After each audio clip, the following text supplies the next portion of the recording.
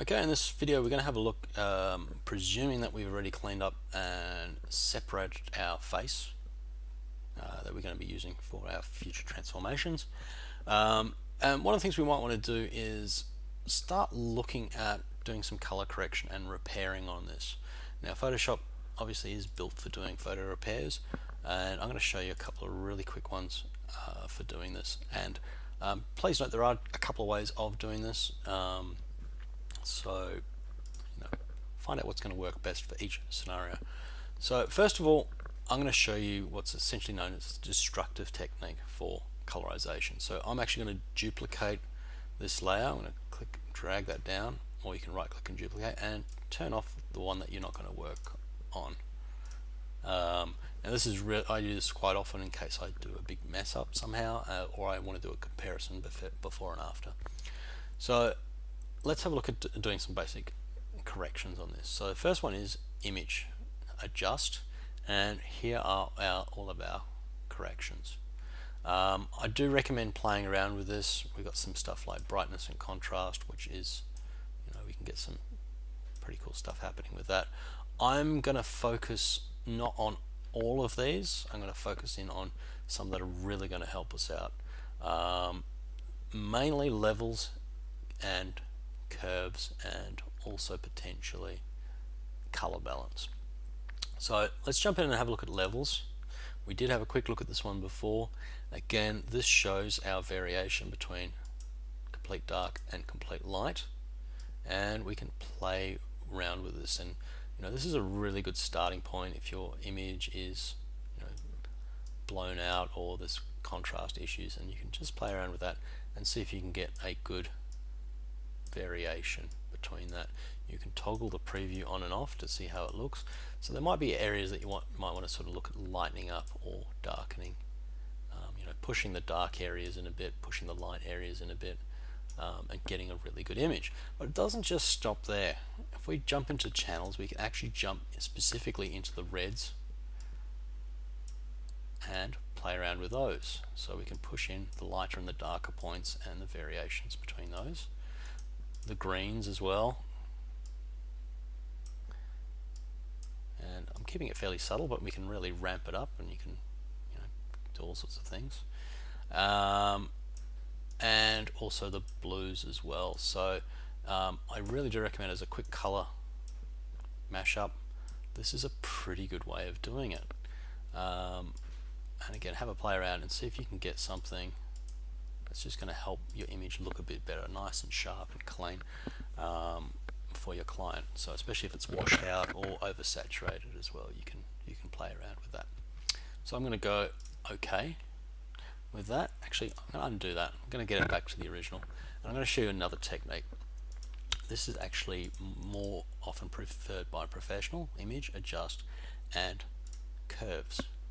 Curves again has our histogram here, but rather than having a slider, we have the option of clicking, and we have a bit more manipulation over this. We can actually push and bend these curves. Now, most of the time, if you start playing around with these too much, you're going to get some sort of weird effects happening. Interesting if you're making some sort of pop video from the 80s, but you can click on those and delete or whip them off. But what we really want to look at is, like with levels, where's your dark point going to start, where's your light point going to start, and you can also start dragging these points around. We can then start adjusting how these are affected specifically in the mode. So that's pretty good as well. Get the same sort of effect you can with levels. We can also jump into the RGB section of this as well, and this one's pretty good. Let's say, for example, I really want to make sure that this guy doesn't have too much red in this. Well, what I can start doing is I can start pushing down the reds like so. But as I do so, you'll notice that the green areas, let's overemphasize this for points, the green and blue areas start popping up. So then what I need to do is jump into my greens, and that's going to start getting that a bit closer to where we want it to be. We're still getting some blues coming through, so jump into the blue, and there we can see we can start putting that down. Now that's settling down the whites a lot. Jump back into RGB, mirror channels there, we can start playing around with that as well. Check your before and after. Now there is another one that I really enjoy with this, and this is this little thing here. It looks like a little finger pointing with two arrows. This allows you to modify the curve directly, and what you'll find is as I hover over particular areas, so if I go to a really dark area, you'll notice that on the histogram a little circle appears. So this actually shows me where everything is in relation on the histogram, and I can then click and drag that area up or down accordingly. So maybe I can jump into the darker areas, adjust that. Let's try and find a mid-tone and adjust that. So we want to get a really nice looking image on that, and as I said, if there is too much red or green or blue in there, we can adjust these directly, and we can have or ramp them up as well if you want to create something really interesting. So we've got a great bit of control on this. I'm going to hit OK with that. Fortunately, I've got my original image, and we've got the after image there as well. A couple of other quick ones as well. Image, adjust, hue and saturation is an interesting one. This will actually look at the existing colors and allow you to sort of push them around a little bit.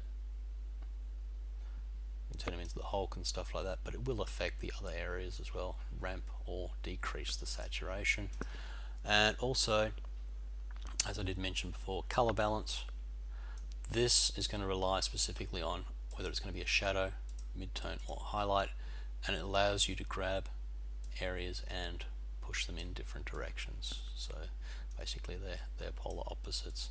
Maybe you want to ramp up the shadows, make them a bit sort of more cooler and stuff like that, and get some really nice effects. And then maybe the highlights you want to push up, make a bit redder or something like that. So you do have quite a bit of control there. The final one I'm going to mention with this, and even though there are a large amount of these, this one does come up often a lot. I did just show you with the hue and saturation. If you drop the saturation down, you will get a black and white image. But the best way to get black and white, if you are after that kind of effect, is image, adjust, and black and white. And this breaks down all of our color gamuts, and you can choose which areas are going to be lighter or darker. So this is picking out the red's going to be lighter or darker. Yellows, not much in the way of greens there, so that's not going to have much effect. Or blues, darker blues, and not much happening in your magentas either. So you know, it depends on the colors and just gives you a little bit more control, making sure you get a black and white image that you want. Okay, so that's all very well and good. I'm going to show you another option for this. All those are destructive, which means once I've applied them, they are going to be permanent. There is another way of doing this, and this is in adjustments. Now you can choose to go window and bring up adjustments, or by selecting on our layer, we can actually go into this little half circle, half black, half white circle, and we can approach these here, and you'll notice these are pretty much similar to what we have in image adjust, except there's a balance, there's a slight difference with them. Let's jump into levels again. I'm going to open that up, and it's open up here in the properties here, and we have again all of our controls. We can change red, greens and blues and that kind of thing, and that's all really well and good. You'll notice that it's created its own adjustment layer here. So the cool thing with this is it is non-destructive. It hasn't affected this image at all, except in appearance when it's placed above. And at any point we can click back into that, and if your client says, you know what, we need some more green in that, we could probably ramp that up like so, and we have complete control. Now an important thing to remember is that we need to choose which layer this is attached to. Is it attached to the layer that it's directly above, or is it attached to all layers? And I'm going to show you what I mean by that. We actually have two images here. I'm going to grab our top one. Wait, it is linked to the mask. let's transform him, put him off to the side. Let's grab the next one underneath, transform him, and again put him off to the side. And there we have our two images, like so. And this adjustment layer is affecting both of them. Now, in my properties panel, I have an option here, this little square with an arrow and a line going through it. It's only going to affect this layer directly below it. So it's applying the green directly to that one and not to both. If that's connected there, it's going to do all. If not, just the one below. And if I drag that just above that layer, it's going to now apply to that. So kind of need to keep that appropriate for particular ones. And